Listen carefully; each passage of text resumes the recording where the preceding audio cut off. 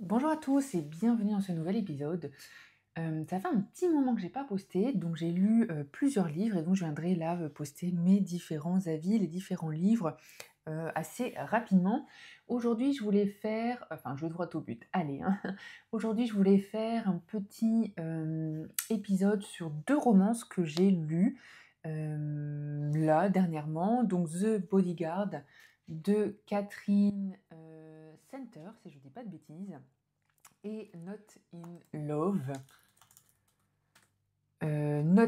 Love de la fameuse, Ali Hazelwood. Je pense pas, alors je suis pas sûre si c'est Deep ou si c'est, Not in Love le dernier, mais je n'ai pas encore lu, Deep in Love, donc je verrai, plus tard.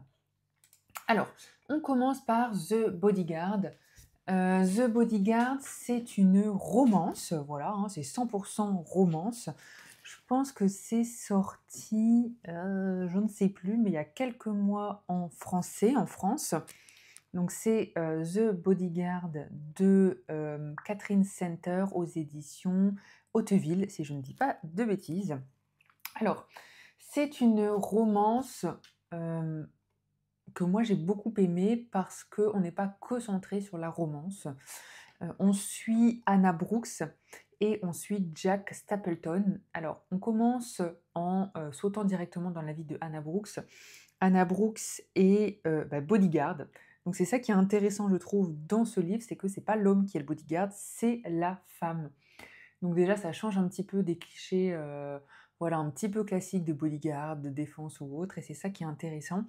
Anna Brooks, elle a eu une vie un peu compliquée, pas facile, elle a eu des difficultés dans sa famille, avec ses parents, avec sa mère, et on commence le livre où, voilà, elle vit une période difficile parce que sa mère, décède et il se passe un autre événement, dans sa vie que je ne vais pas spoiler sinon ça, voilà, ça casse un peu tout, et du coup elle est un petit peu, c'est compliqué pour elle et elle essaie de se réfugier dans le travail. En fait, elle s'est toujours réfugiée dans le travail. C'est pour ça qu'elle est devenue bodyguard parce que dans sa famille, c'était compliqué et donc le fait de voyager, le fait d'avoir un boulot assez prenant comme ça, eh bien elle, ça l'aidait au niveau personnel, voilà.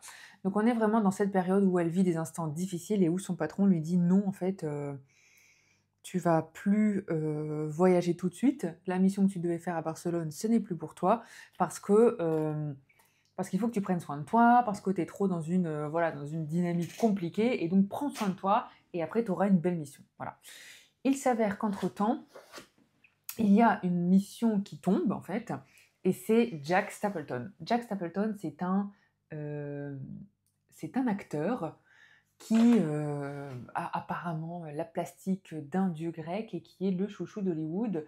Jack Stapleton, il a un petit peu une histoire, un passé sombre parce qu'il s'est passé quelque chose dans sa famille, il s'est passé quelque chose avec ses frères et il est, voilà, il est tourmenté. Officiellement, il a une petite amie, hein, d'Hollywood, donc en fait, voilà, hem, comment dire? Anna, elle est pas en quête de quoi que ce soit quand elle commence et donc en fait, étant donné que Anna est restée au bureau pendant plusieurs semaines, qu'elle a pas fait plusieurs missions, quand cette mission tombe, son patron lui dit: «OK, c'est toi qui vas gérer, cette mission et tu vas devoir faire une fausse infiltration, c'est-à-dire faire semblant que tu es la petite amie de Jack Stapleton».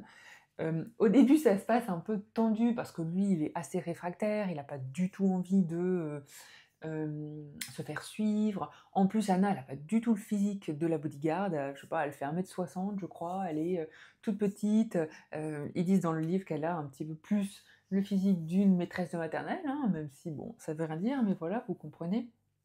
Et donc il la teste un peu et puis c'est là que, on découvre qu'en fait, lui il dit après que c'est une badass parce qu'en fait voilà, elle est, je sais plus, ceinture noire de, je sais plus quoi, jiu-jitsu, quelque chose comme ça, donc voilà, c'est quand même pas n'importe qui. Elle fait des missions quand même assez de dingo, elle va quand même, aider ou sauver des gens, voilà, face à la mafia ou face à des choses comme ça, donc c'est pas non plus, vous voyez, la petite bodyguard. Donc la mission se commence, alors je vais essayer de pas trop vous spoiler, mais ce que moi j'ai beaucoup aimé dans ce roman, c'est qu'en fait on suit Jack et Anna, mais on les suit dans un mode un peu family mood, vous voyez? C'est-à-dire qu'on va suivre Jack et Anna, parce qu'en fait, Jack revient un peu au bercail parce que sa mère est malade et donc il veut l'accompagner. Et donc c'est ça que moi j'ai beaucoup aimé, c'est qu'on a ce family mood, c'est qu'on est vraiment pleinement dans sa famille, on rencontre ses parents, on rencontre son frère, on rencontre un petit peu on va plus loin dans cette histoire de famille et qu'est-ce qui se passe et qu'est-ce qui s'est passé et pourquoi Jack il s'est, excentré comme ça, isolé, pendant un an et demi. Il y a un petit peu cette histoire sombre de Jack, voilà, où est-ce qu'il en est? Il fait des cauchemars, voilà. Donc on découvre petit à petit ce qui s'est passé. Anna, elle l'aide beaucoup, elle le soutient. Et en parallèle, on découvre Anna qui est aussi aidée par Jack dès le début quand même, par rapport à, ses histoires, donc le fait qu'elle ait perdu sa mère et son histoire personnelle, hein, que je ne vous ai pas révélée et puis aussi, elle raconte petit à petit son enfance, ce qu'elle a vécu. Donc je trouve que c'est ça qui est intéressant, je trouve, dans, dans cette histoire. Moi, j'ai beaucoup aimé, le couple, hein, même si bon, voilà, ça fait très utopique, la bodyguard qui tombe amoureuse et le chouchou de Hollywood qui tombe amoureux de sa bodyguard, bon voilà, hein. Mais c'est une romance, ça fait le jeu, c'est hyper drôle, c'est, en même temps hyper drôle et en même temps ça parle quand même de sujets. Ça parle du sujet de mère malade, de mère qui décède, ça parle du sujet de décès de membres de la famille, ça parle de sujet d'alcoolisme, voilà, de personnes qui ont ces difficultés, ça parle de familles, en difficulté, de beaux-parents compliqués. Donc on est quand même dans un livre, voilà, où il y a quand même un peu de fond. Alors c'est léger, il faut quand même se le dire, mais il y a quand même, voilà, un semblant de fond, un semblant de, histoire, comment dire? Lourde, voilà, passé, passif, lourde. Ce qui est aussi drôle, c'est qu'en fait, il se fait, harceler, il se fait stalker, en fait, Jack et donc c'est assez drôle, vous verrez, parce qu'il se fait harceler par une petite mamie, qui a des corgis et qui lui tricote des pulls. Enfin voilà, c'est assez drôle. Bon, même si bien sûr, à la fin, il se passe vraiment quelque chose parce qu'elle est pas pour rien là, Anna. Donc il se passe quand même un petit suspense, une petite situation de crise, mais voilà, tout au long, du livre, on découvre un petit peu ces stalkers et qu'est-ce qui se passe et voilà, c'est ça qui est assez drôle. Moi, je le recommande vraiment, c'est un livre hyper intéressant, enfin hyper intéressant dans de la romance, hein, on n'est pas non plus sur le prix Pulitzer, mais pour ceux qui aiment les romances un peu fun, un peu drôles et puis qui changent parce que c'est la femme la bodyguard, c'est ça que je viens de dire et donc c'est ça qui est intéressant dans ce livre. Voilà.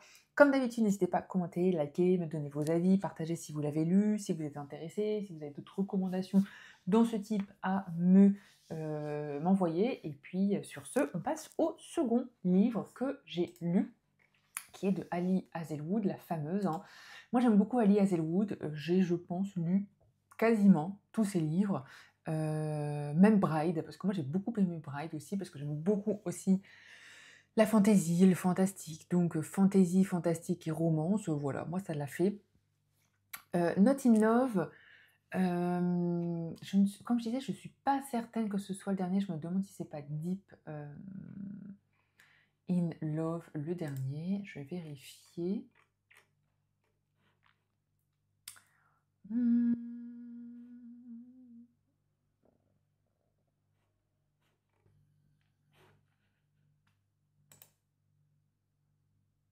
Enfin, c'est Deep End, mais bon, voilà. Bah non, je pense pas. Bon voilà, donc j'ai pas encore alors moi j'ai bien sûr lu, bah, les classiques, Love on the Brain, Love Theoretically. J'ai pas lu Checkmate parce que je pense que c'est plus young adulte et j'ai lu le fameux Bright que moi j'ai beaucoup aimé, comme je vous l'ai dit. Alors, j'avais envie de soit lire, Deep End, soit, Not in Love et en fait, j'avais envie de, lire une histoire avec un patron, voilà. Moi qui travaille dans une entreprise, je trouvais ça intéressant de, creuser un petit peu une histoire avec un boss, avec un patron, avec quelqu'un avec qui il faut travailler. Voilà, tout simplement, hein.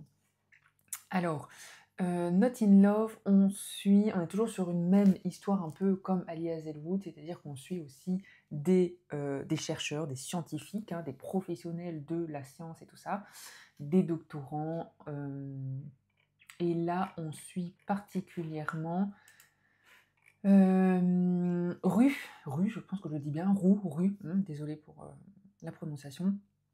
Rue, Sibert qui est, alors elle est, ingénieure, doctorante, chercheuse en, hem, alors je saurais pas vous dire, OK, mais en trucs alimentaires, voilà.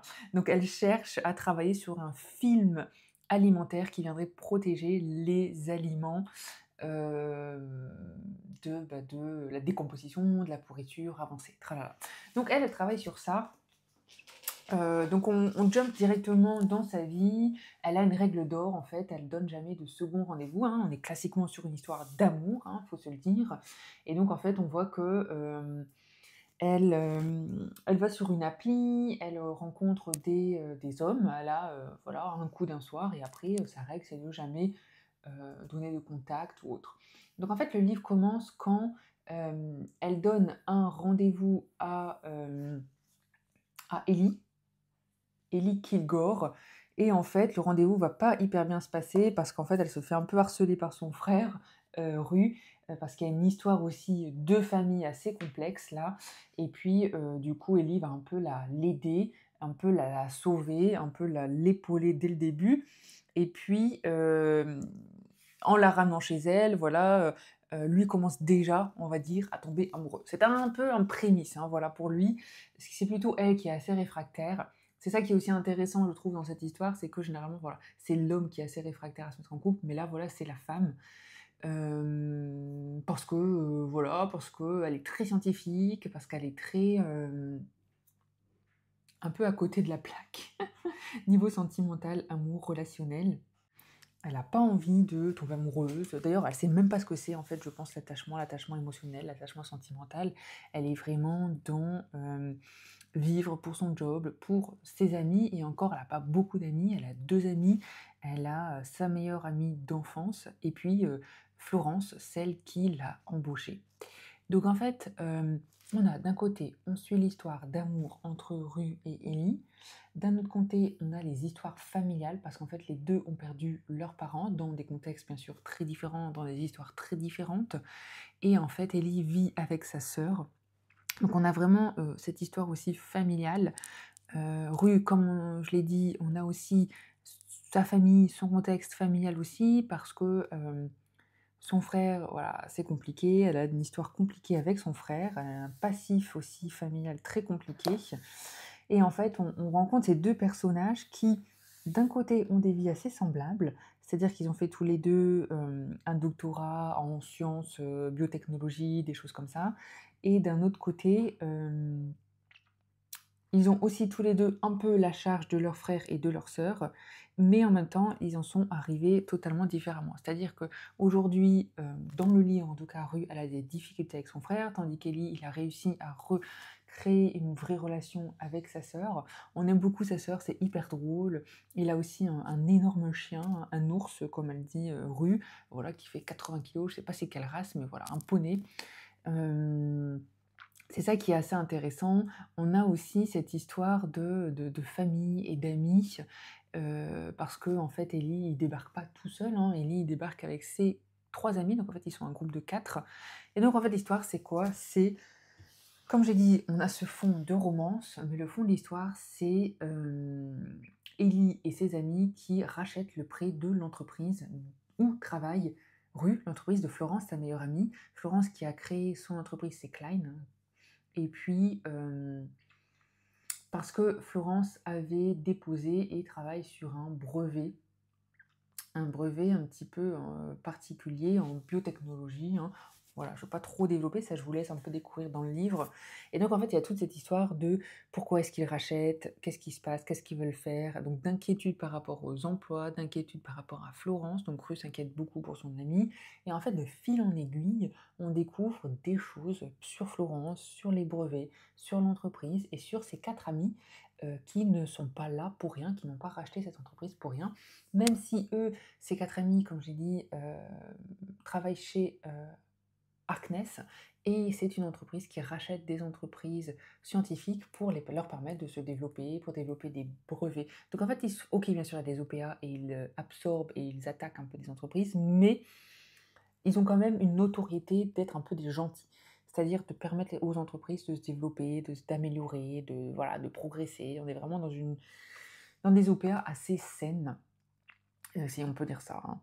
Voilà, donc en fait, on a vraiment ces différents contextes. On a bien sûr des, relations aussi, hein, des notions relationnelles entre Ellie, et Rue, comment leur histoire grandit, alors il y a beaucoup de scènes, de sexe, hein, je vais pas vous le cacher. Moi, j'avoue qu'au bout d'un moment, bon, ça m'intéressait pas trop, donc je passais, touk touk. Moi, ce qui m'intéresse plus, c'est l'histoire d'amour et puis c'est le fond un petit peu d'enquête, parce qu'il y aura un peu une enquête. Mais il y a beaucoup de scènes, de sexe, voilà, soyez avertis quand même.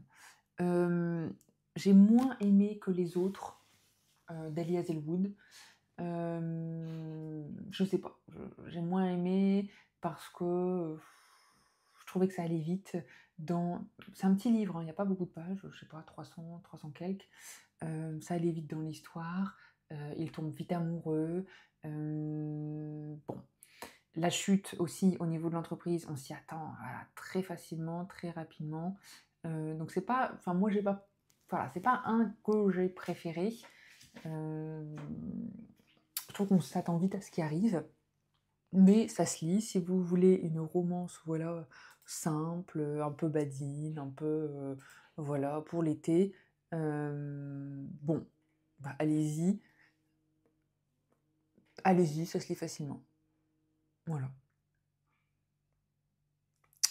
Je pense même qu'il y aura un tome 2 sur la sœur de, Ellie, Maya, parce que, Maya est amoureuse de un de ses 4 amis, donc Arc, hem, sauf qu'il a, je sais plus moi, 10 ans ou 15 ans de plus qu'elle et que du coup son frère est hyper contre en fait, hein.